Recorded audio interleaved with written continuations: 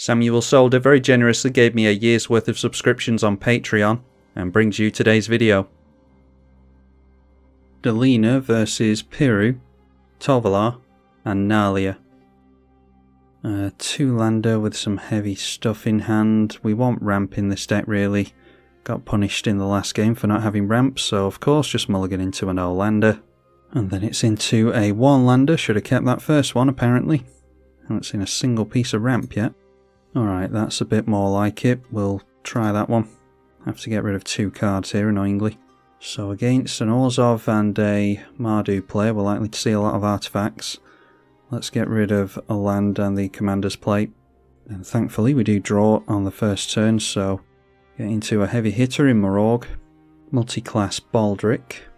And the other two players just getting down tapped basics and passing. That is a thrill of possibility for us. So we can hopefully get something going here. I'll go for the Tormenting Voice and discard the Mororg. Alright, and that gets us a Combustible Gearhulk and a Weil Nezumi Grave Robber from the Orzhov player. Arcane Signet for Piru, so we've already seen two artifacts in the early game, which serves well for the dock side. Okay, that is a Reckless Impulse. I'll try and keep hold of the Combustible Gearhulk for as long as I can, but might have to discard it to the thrill. We'll try a Reckless Impulse to get into a land. Alright, and there is a Light Up the Stage and a Snow-Covered Mountain, so get the mountain down. Grave Robber swings in at the Werewolf player. Saw a Scroll Rack from the Azorius player as well as a Blast Zone, so have to keep an eye on that one. Tovolar Dire Overlord into play is the first commander.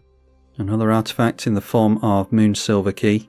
And the Piru players also landed an Urborg at some point as well.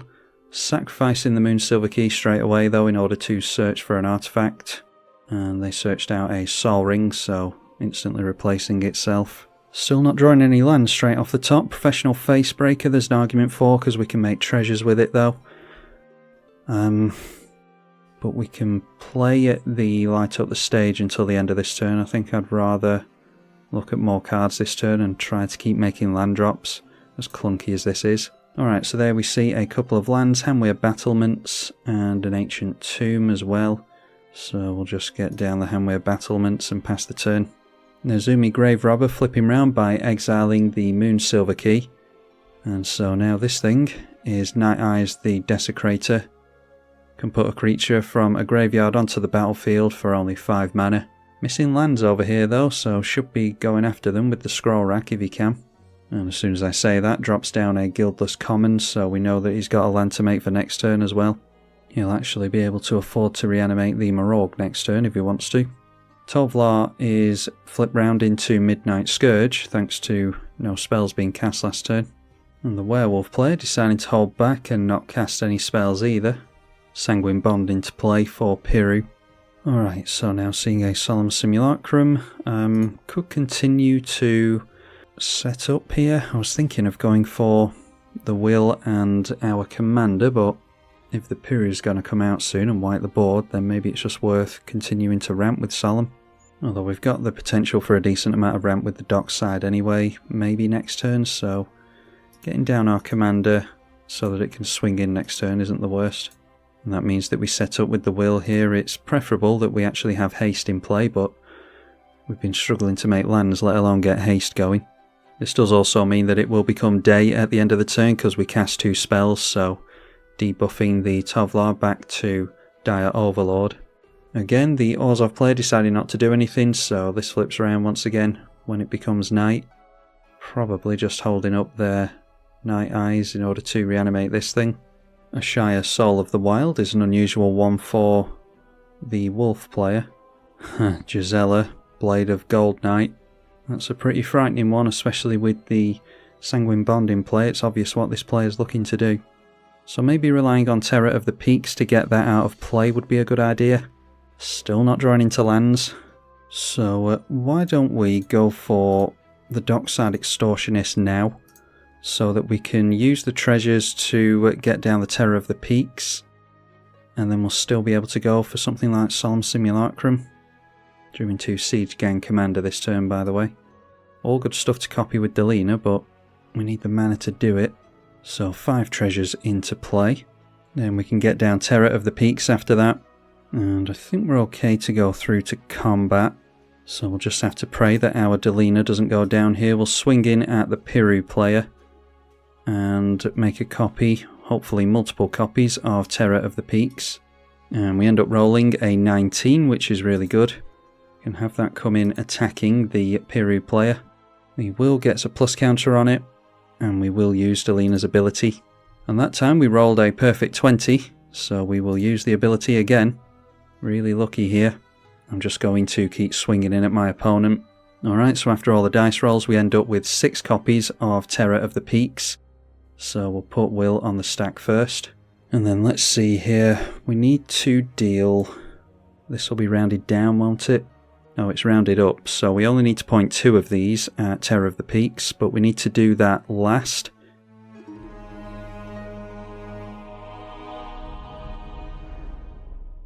So this can be 5, 10, 15, 20, 25, 30, 35 and 40 on our opponent. All those Terror of the Peaks are swinging in over there. Of course, there's the Delina as well. I didn't count. Oh well, a little bit of overkill.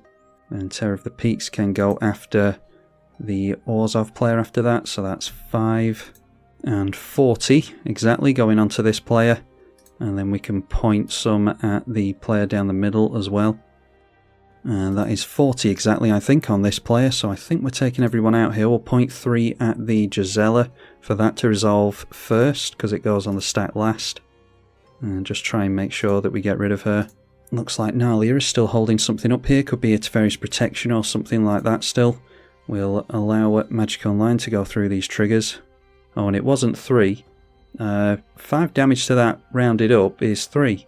Well, I'm glad I pointed the extra damage over there anyway, because it was dealing 2 damage to those at a time. I've obviously worked it out wrong. So the middle player goes down first of all. And now it looks like Nalia's going for a lucky scroll rack. So putting that on the stack, seeing what's on top, he might as well. And then it is a darkness, preventing all combat damage. So trying to keep Piru in it. Always funny to see a darkness though, no one ever expects it. And that player goes down to 0 with the triggers, so we did work that out properly. And yeah, this player's sticking around at 26, unfortunately, thanks to that darkness. Will ends up being a 7-7, thanks to all the plus counters. Yeah, so not only our commander, but I dare say the Will doing a lot of work for us there as well. And at the end of combat, we have to exile these. Don't have a sack outlet at the moment, so can't make use of sacrificing these Terror of the Peaks.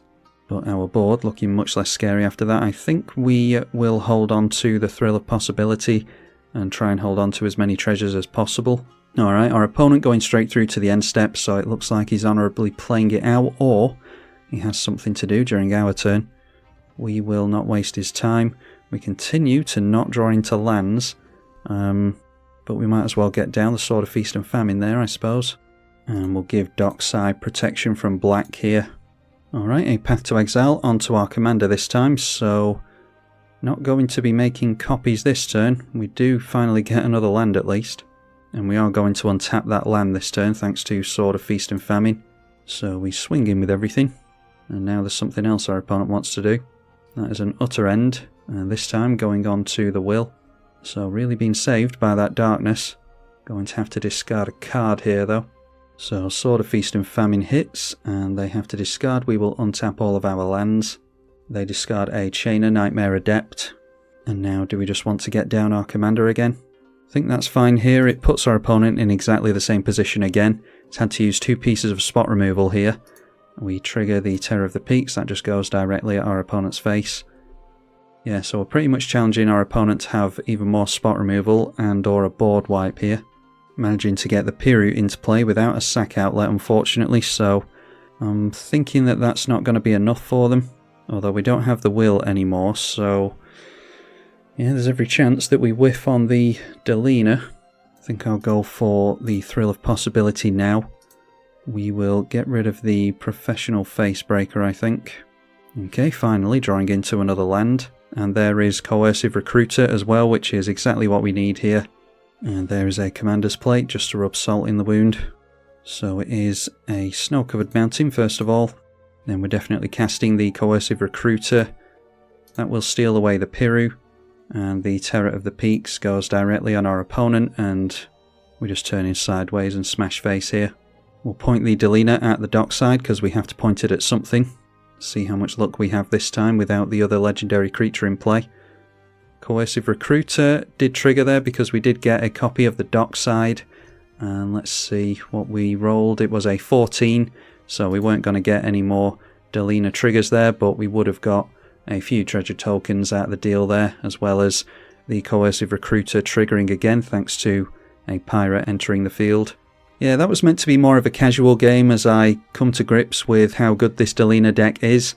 In the first game you saw of this, it didn't perform particularly well, but that might have been mainly because of our opponents going really fast. In this game we couldn't get into lands for a good while, but luckily there was little to no interaction in the early game either, so yeah, was just really lucky with Terror of the Peaks going off there, I think. I'll have to play the deck a few more times just to see how potent it really is, but hopefully you all enjoyed this visit to Delina anyway. Be sure to leave it a thumbs up and let me know in the comments section if you would like to see more from it. Huge thank you to the patrons as ever for supporting the channel financially and keeping me around here doing these videos. I'm tribalkai. Thank you for watching.